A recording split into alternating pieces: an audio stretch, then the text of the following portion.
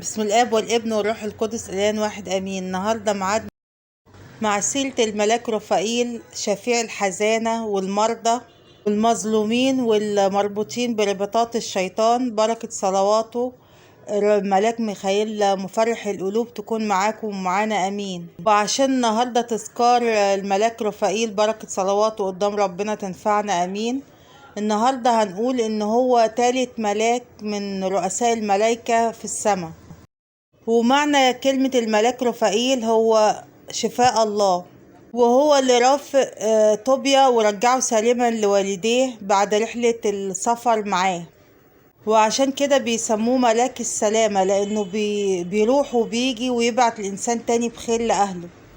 وببركة ربنا فتح عيون طوبيت أبو طوبيا من كان العمى اللي صاب عينيه، عشان كده برضه بيتسمى شفيع المرضى وتفتيح العيون.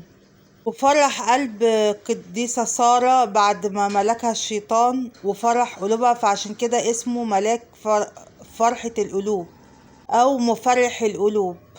وكل اللي بيطلب من الملاك رفائيل بنية قلب وإيمان ربنا بيفرح قلبه بصلواته وشفاعته، ومفرح القلوب في كل الأوقات، مملوء رحمة وعزاء ومحبوب من كل الشهداء.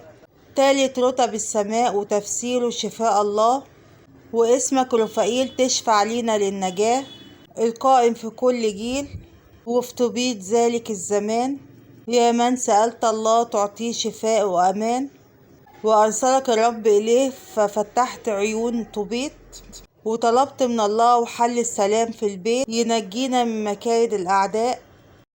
اسمك رفائيل تشفع لينا للنجاة. وذهبت أيضا وزوجتها لطوبيا بتدبير، وأعطيتهم أولاد كاملين، وعرفتهم الحقيقة والتفسير.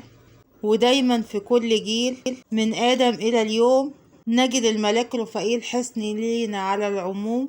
السلام لك يا رفائيل صاحب الاسم الأمين، يا شفاء لكل عليل، يا معونة لكل حزين، يا مرشد القديسين، يا حنون على كل الخاطئين. فلنعيد عيد جليل بطهارة وخوف الله.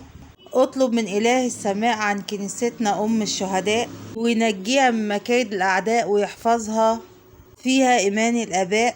تفسير اسمك في أفواه كل المؤمنين، الكل يقولون يا إله الملاك رفائيل أعنا أجمعين. بركة الملاك رفائيل تكون معاكم ومعانا أمين.